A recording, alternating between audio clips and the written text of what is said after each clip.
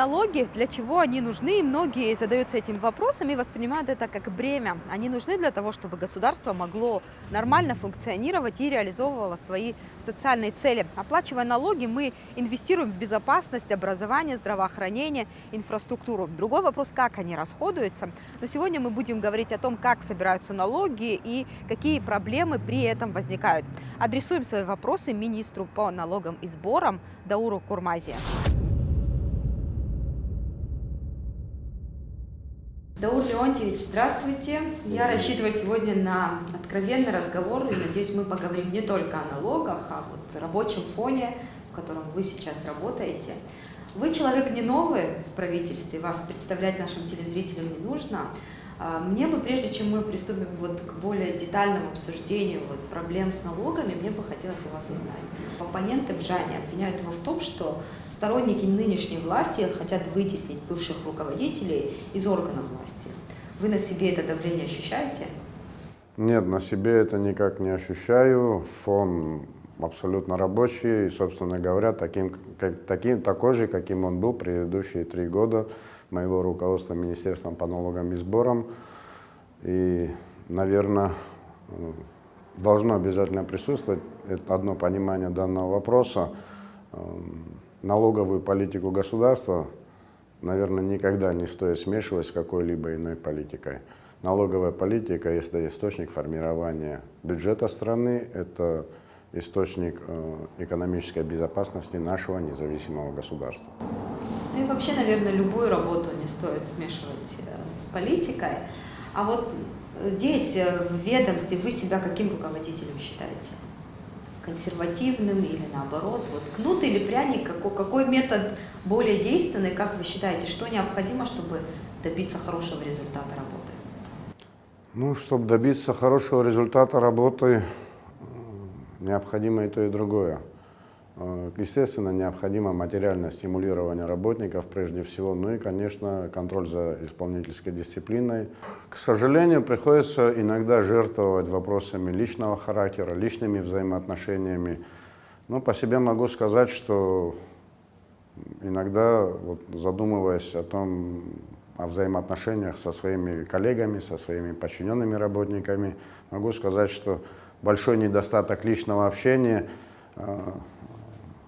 вопросов в личных интересах, да, и бывает иногда с некоторым огорчением задумываешься о том, что не уделил должное внимание каждому сотруднику, на что, в принципе, к сожалению, времени действительно мало. Ну, оценку как руководителю, наверное, должен давать коллектив. Отдавая часть своих доходов в виде налогов, мы выступаем соучастниками создания такой благоприятной общей среды. Ну, насколько вам кажется реальным это ощущение того, что мы соучастники чего-то общего? К этому вопросу надо подходить, наверное, все-таки индивидуально.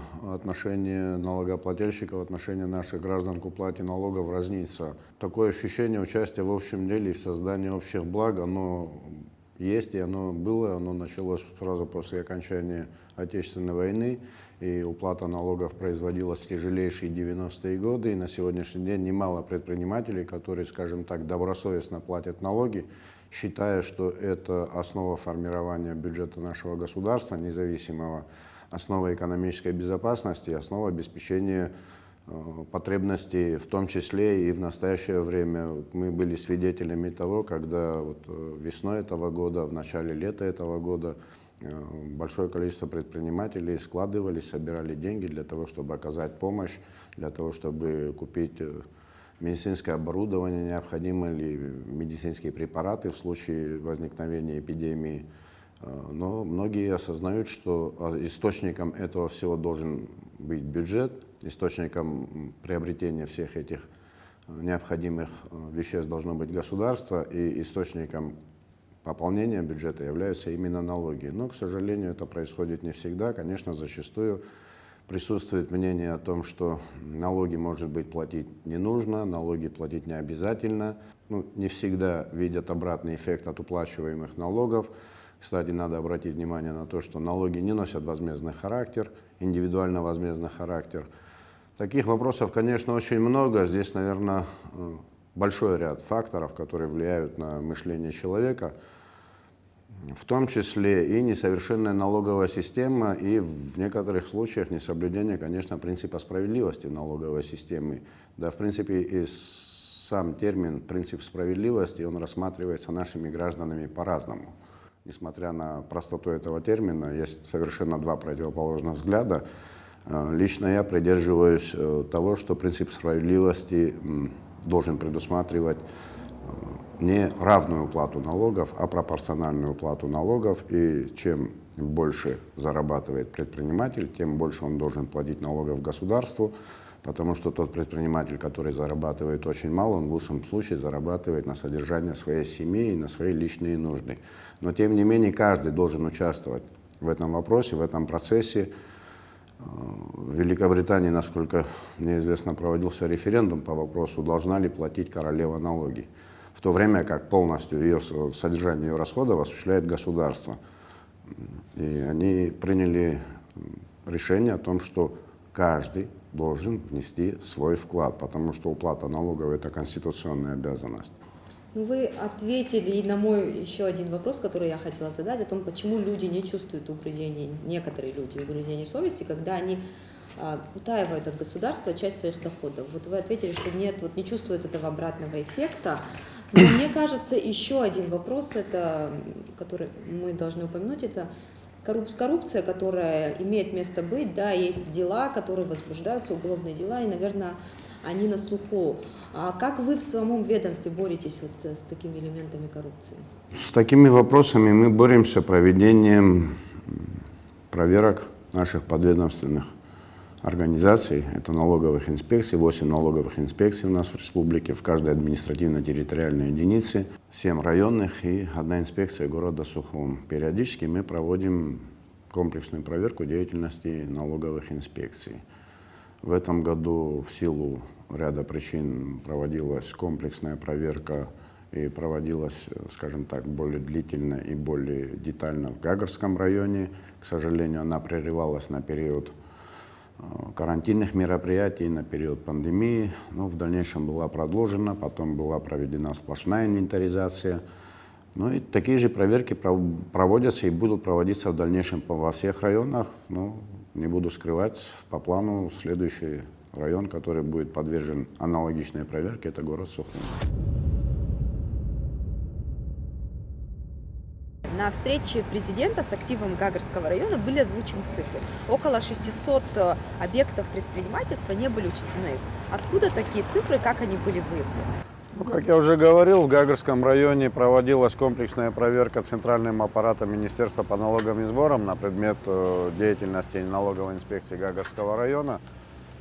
И по результатам этой проверки была назначена сплошная инвентаризация всех участков, была создана рабочая группа, и мы обратились к администрации района поддержать совместно провести эти контрольные мероприятия. Была проведена сплошная инвентаризация. В принципе, таким образом был установлен вот этот список предпринимателей, не состоящих на учете. Могу единственное сказать на сегодняшний день, что это предварительные данные, конечно, они требуют уточнения. Возможно, там будут определенные ошибки, потому что у нас часто имеют место случаи, когда деятельность фактически осуществляет один человек, а объект оформлен на другое лицо. Там есть объекты, которые подпадали под налогообложение патентом, под налогообложение спецналогом. Поэтому такого рода технические моменты могут иметь место, они должны быть откорректированы. Надо индивидуально по каждому объекту поработать, изучить, и по завершении будет материал, который можно будет представить и руководству страны. Ну и я предполагаю, что, наверное, этот материал необходимо будет представить правоохранительные органы. Заинтересованность, по всей видимости, в этом есть на предмет изучения субъективной стороны данного вопроса. Это неучтенные налогоплательщики, они должны быть поставлены на налоговый учет и должны платить налоги. 600 объектов. Это большая сумма, нам вот телезрителям сложно судить. Вы как сами оцениваете? Это очень большой показатель неучтенных объектов.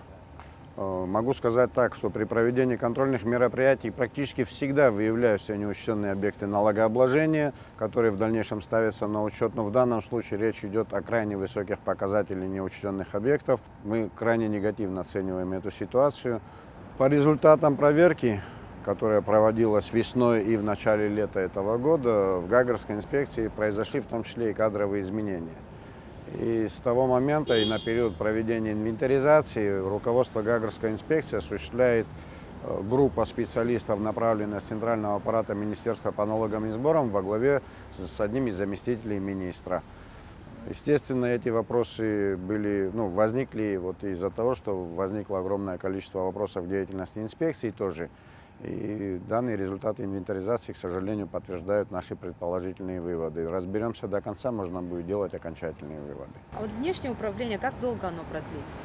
Внешнее управление, в принципе, завершится в самое ближайшее время. Будет представлен отчет о проделанной работе, и после этого будут рассматриваться люди на предмет замещения должностей, в том числе должностей руководства.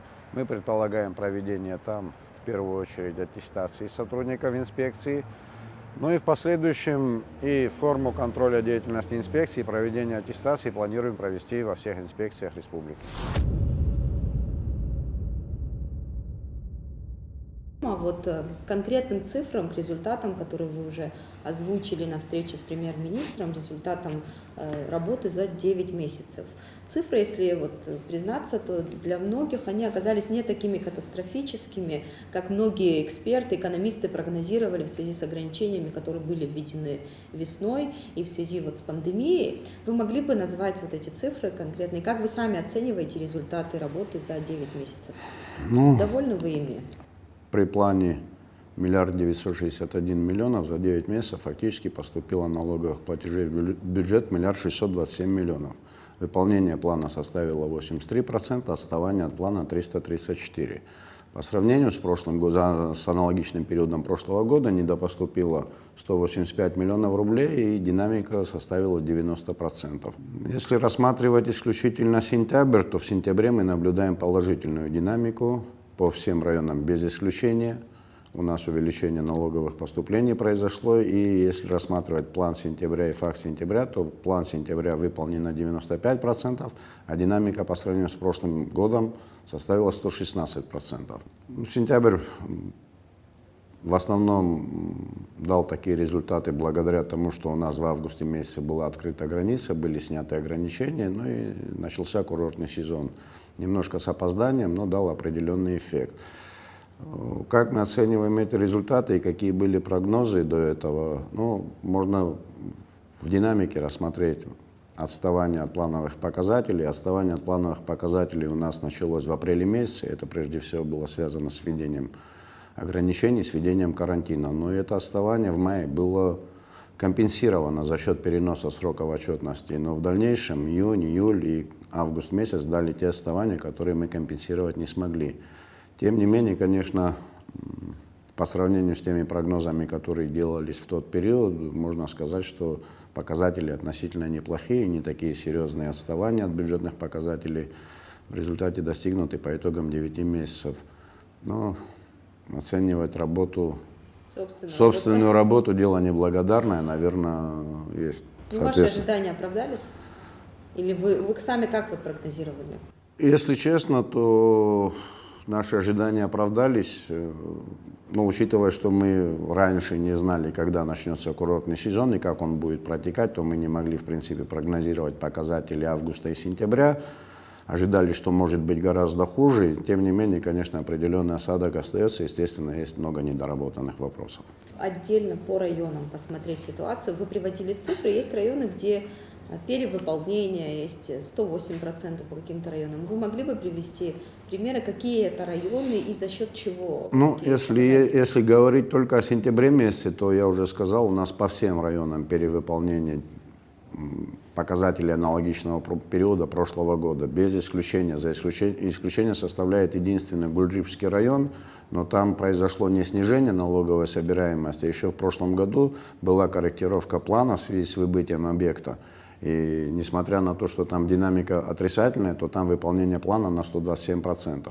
Но если говорить в целом по 9 месяцам, конечно, то у нас невыполнение плана по городу Сухум, по Гагре, по Гудаутскому району. В остальных районах у нас, как бы это ни было удивительно, наблюдается практически выполнение плана. Это прежде всего связано, конечно, с ограничениями, которые были введены, и с поздним началом курортного сезона. Естественно, у нас и Гагра, и Гудаута, ну и отчасти город Сухум очень сильно зависят от курортного сезона. И плановые показатели, и доходы предпринимателей связаны именно с началом курортного сезона.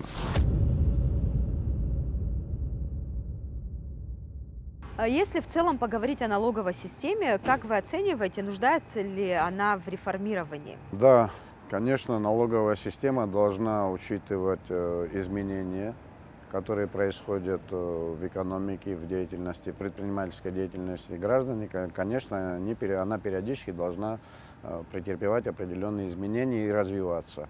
Это живой механизм, который необходимо регулировать, ну, если можно сказать, постоянно. Дальнейшие изменения в налоговом законодательстве нужны. Мы считаем, что крайне важным вопросом на сегодняшний день является внедрение упрощенной системы налогообложения для малого бизнеса и для среднего бизнеса. И одной из серьезных проблем налоговой системы, считаем, что нам так или иначе, рано или поздно, чем раньше, тем лучше, надо уходить от такого налогообложения, как специальный режим налогообложения, в народе именуемый спецналог. Фиксированное налогообложение эффективно исключительно для мелкого бизнеса. Для этой категории внедрена патентная система налогообложения, а наличие спецналога оно порождает такие вещи, которые не характерны, допустим, для других государств. Очень часто вопрос возникает о наличии учтенного и неучтенного оборота. Так вот, в связи с наличием спецналога у нас в стране есть теневой оборот, есть учтенный оборот и есть неучтенный оборот, но по которому уплачиваются суммы налога в виде спецналога. Этого, в принципе, происходить не должно, учет должен быть полным. Отдельно, если поговорить о налоге НДС, о ввозном НДС, как вы оцениваете, насколько он справедлив и соответствует современным требованиям? Я так подозреваю, что основным вопросом в части налога на добавленную стоимость является введение объекта налогообложения на ввоз товаров на таможенную территорию Республики Абхазия. С точки зрения справедливости это абсолютно верно. Потому что предприниматели, которые, допустим, производили, реализовывали продукцию на территории Республики Абхазия, уплачивали налог с полной стоимости реализованного товара, а импортеры уплачивали налог на добавленную стоимость с разницей между ценой реализации и ценой приобретения. Вот именно в этой части принцип справедливости действует абсолютно верно. Изменения, которые необходимы в данном законе, на мой взгляд, это сокращение исключений из объектов налогообложения. У нас огромные перечни товаров, которые освобождены от налогообложения. Их надо минимизировать и упорядочить порядок рассмотрения этих вопросов. Если говорить о наличии или о необходимости данного вида налога или о необходимости его отмены, то скажу так, что я считал и считаю, что это составная часть действующей налоговой системы. И если мы предполагаем возможность ухода от налога на добавленную стоимость, то мы должны предполагать создание новой налоговой системы, которая предусматривает совершенно иные механизмы. Но тут присутствуют вопросы возможности администрирования. К сожалению, они не настолько высоки, поэтому считаю, что, допустим, налоговая система, которая рассчитана на налог с продаж, в частности, как в Америке, да, будет трудно реализуема в Республике Абхазия, и мы получим колоссальные потери в доходной части бюджета. Из действующей налоговой системы могу сказать так, что часто возникают вопросы и споры относительно налога на добавленную стоимость. Это оборотный вид налога, его изобрели не у нас, и от налога с оборота он отличается тем, что он не носит каскадный эффект. Он более прогрессивный и позволяет производить вычеты по мере уплаты. Если бы у нас все, без исключения, являлись плательщиками налога на добавленную стоимость, то объектом налогообложения, по сути дела, для индивидуального предпринимателя являлись бы расходы на заработную плату и прибыль. Потому что за все остальные расходы, которые он осуществляет, он уплачивал бы налог на добавленную стоимость поставщиками и принимал бы их к вычету. Но учитывая, что у нас очень много что освобождено, возникает неравноправие в уплачиваемых суммах. Освобождение одного предпринимателя, который является источником поставки товаров или оказания услуг для другого, влечет, что тот, который приобретает услугу, он должен доплачивать ее из-за предыдущего предпринимателя тоже.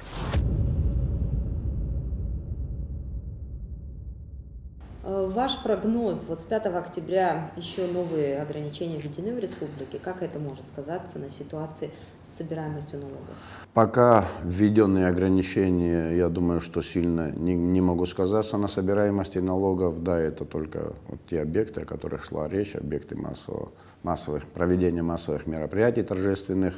Тут не будет больших налоговых потерь. Единственная угроза для налоговых потерь в связи с дальнейшими ограничениями, да, это может быть только рост заболеваемости и ограничение экономической деятельности вообще как таковой. Относительно ожидаемых прогнозов, эти объекты не дадут существенных потерь, однако у нас есть определенные предположения относительно поступления в октябре месяце, потому что значительная доля, почти третья часть от планируемых показателей приходится на налог на прибыль. Но в связи с тем, что курортный сезон начался, скажем так, довольно-таки поздно, у нас есть опасения, что показатели по прибыли многих предприятий будут крайне снижены. И, соответственно, мы предполагаем, что будут серьезные потери именно по налогу на прибыль прежде всего. Вот это может повлиять на выполнение плановых показателей в октябре месяце. А рычаги, которые используют налоговики при взыскании долгов с недобросовестных налогоплательщиков, например, замораживание счетов предпринимателей, на ваш взгляд, насколько они необходимы и справедливы? Рычаги у нас по взысканию долгов — это инкассовое поручение, прежде всего, это выставление инкассовых поручений на сумму задолженности, но налоговые службы применяют рычаги, как вы сказали, замораживание счетов, приостановление операций, расходных операций по расчетным счетам. В условиях пандемии, да и не только в условиях пандемии, такие меры принимаются не в сплошном порядке, а исключительно в тех случаях, когда предприниматели злостно не уплачивают налоги и не представляют необходимые отчеты и расчеты. И в этих случаях, к сожалению, иного подхода нету и быть не может. А в тех случаях, когда предприниматель представляет всю необходимую отчетность, когда у него возникла сумма задолженности, которая вызывает проблемы с ее погашением, налоговые органы идут на вопрос урегулирования сроков погашения задолженности. С начала карантинных мероприятий это практикуется и практикуется по сей день. Да, к сожалению, суммы задолженности, которые превышают обороты или прибыли налогоплательщика, не позволяют ему разово произвести погашение задолженности. И мы в этих вопросах идем навстречу. Переход на безналичный расчет, он делает финансовую систему более прозрачной. На ваш взгляд, удастся ли в ближайшее время кратно увеличить объем вот этих безналичных платежей в Абхазии? Их не так много, их надо дальше создавать и стремиться к увеличению безналичных расчетов. С точки зрения налоговых органов и с точки зрения налогового администрирования, конечно, для нас это нам во многом упростит работу, мы должны к этому стремиться. И хотел бы напомнить еще об одном из, как говорится, рычагов воздействия. Это указ президента об упорядочении налично-денежного обращения. К сожалению, изъятие санкций в 2014 году привели к тому, что он перестал соблюдаться, но изменения, которые были внесены позже, они вновь установили санкции за нарушение указа президента об упорядочении налично-денежного обращения, и практически в сплошном порядке уже были проведены ознакомительные проверки предпринимателей с целью дальнейшего установления этого порядка. В последующем налоговые органы вынуждены будут проводить подобного рода проверки и в случае необходимости применять штрафные санкции для обеспечения сдачи наличности, выручки в банк на расчетные счета и осуществления безналичных расчетов. Конечно, внедрение карточной системы, внедрение других средств электронных платежей во многом упрощает вопросы налогового администрирования в том числе. Спасибо большое. Основную часть интервью мы закончили, но у нас есть такой интересный блок. Мы бы хотели, чтобы вы озвучили 3 задачи, которые вы сами перед собой ставите и реализовать которые планируете не до конца текущего, а в течение 1 года, чтобы мы потом, по истечении этого срока, могли к вам вернуться, поговорить, узнать, удалось ли это сделать, если нет, то почему. Вот какие 3 задачи вы перед собой ставите? Коротко, если можно озвучить их. Первая задача, причем она на ближайшую перспективу, завершение работы с личным кабинетом налогоплательщика и возможностью представления отчетности удаленно через сайт Министерства по налогам и сборам, как для юридических лиц, так и для индивидуальных предпринимателей. Ну а в дальнейшем у нас ведется работа по обеспечению взаимодействия с кредитными организациями, тоже возможности электронного обмена информацией, потому что это очень большой документооборот на бумажных носителях, поэтому мы стремимся к тому, чтобы обеспечить электронный документооборот с кредитными организациями. Ну и дальнейшее взаимодействие с остальными государственными органами. На сегодняшний день практически обеспечено взаимодействие информационно с Государственным таможенным комитетом. В процессе работы Министерства юстиции, синхронизации данных единых государственных реестров юридических лиц и индивидуальных предпринимателей. Мы ожидаем, что до конца следующего года эта работа будет завершена. Ну и, конечно же, один из важных вопросов, было бы хорошо, если мы смогли бы реализовать его до конца следующего года, это внедрение кассовой техники с онлайн-передачей данных, учет денежного оборота предпринимателей. Это более 3 задач вы перед собой поставили. Спасибо большое. Надо ставить больше. Надо ставить больше. Мы вам тоже со своей стороны желаем, чтобы вот все намеченные цели вам удалось реализовать. Спасибо за возможность вот такой беседы. Спасибо вам.